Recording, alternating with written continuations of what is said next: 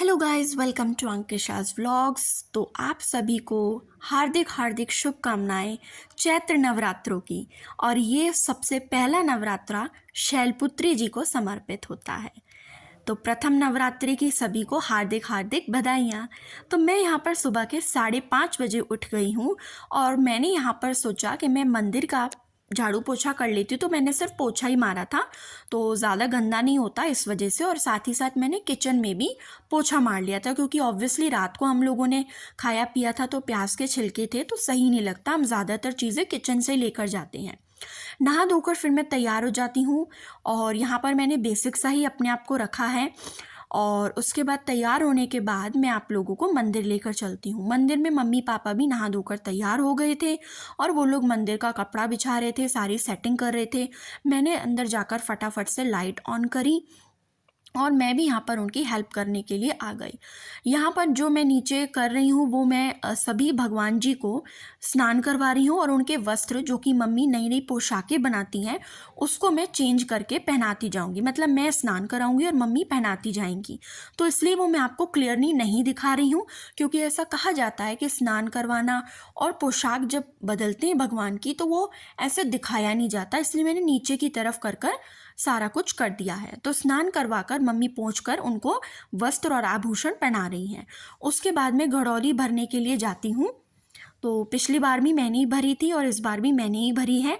तो मैं यहाँ पर गंगा जल से इसको अच्छे से भरकर अपने सिर पर रखकर इसको लेकर आती हूँ, जिससे कि कलश की स्थापना हो सके। फिर यहाँ पर मैंने कुमकुम को घोल लिया था और मैंने उसके ऊपर स्वास्तिक के सारे चिन्ह बनाए और खेतरी को हमने बीज दिया।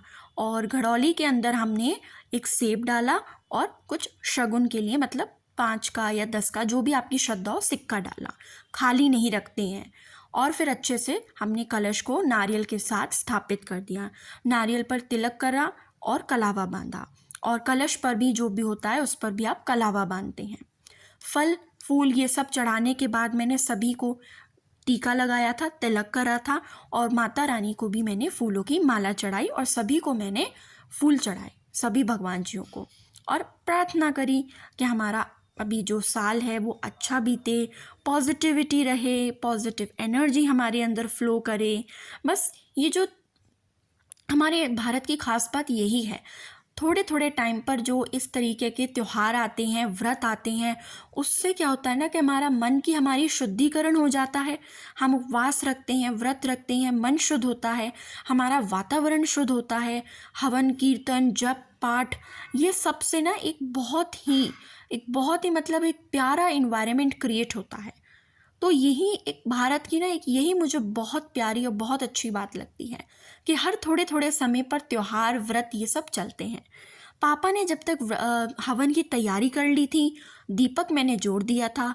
हवन के लिए हम सब बैठ जाते हैं और एक एक करके अच्छे से हवन करते हैं। मतलब कि सभी स्तुति करना और जो भी मंत्र होते हैं उनका जप करते हुए हवन किया जाता है। तो हवन से क्या होता है ना कि हमारे आसपास का इन्वायरमेंट जो होता है वो एकदम क्या हो जाता है, बिल्कुल पॉजिटिव हो जाता है। तो बस आपकी जो भी मन की इच्छा हो ना, आप उसको हवन करें और हवन के अंदर जितनी भी नेगेटिविटीज़ होती हैं वो भी सब स्वाहा हो जाती हैं। उसके बाद मैं सन्नी के साथ जल चढ़ाने के लिए गई थी सनातन धर्म मंदिर, और उसके बाद मैं ये दुर्गा सप्तशती का पाठ कर रही हूँ। तो गाइज़ अब ये दोपहर का टाइम है, तो इसलिए हम लोग नवरात्रि में जो खाना बनाया जाता है उसकी हम लोग तैयारी कर रहे हैं।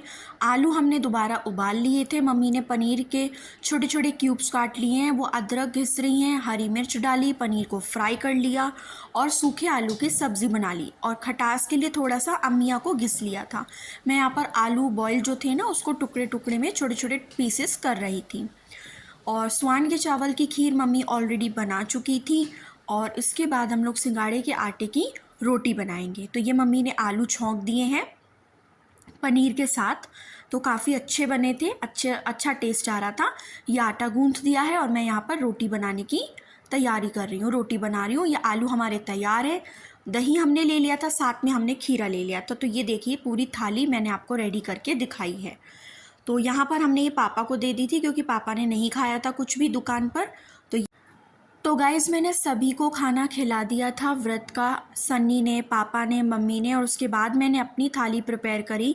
तो यहाँ पर सन्नी जो है वो मेरे से पूछने आए कि तू कैसे व्रत का खाना, मतलब क्या क्या तूने लिया है अपनी थाली में। तो ये मेरी व्रत की थाली है। इसमें मैंने वो सुड़े हुए आलू लिए, एक रोटी ली, दही लिया, खीरे और स्वान के चावल की खीर ली।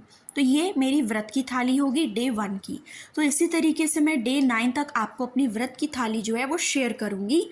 और 9 दिन का फास्ट है, तो बस गाइज़ आप लोग बस प्रे करिए कि मुझे शक्ति दे भगवान, और आप सब भी अपने मतलब व्रत रखिए, भगवान की पूजा करें और पॉजिटिविटी के साथ बने रहिए। तो और चैनल को लाइक शेयर सब्सक्राइब करना बिल्कुल भी मत भूलिएगा।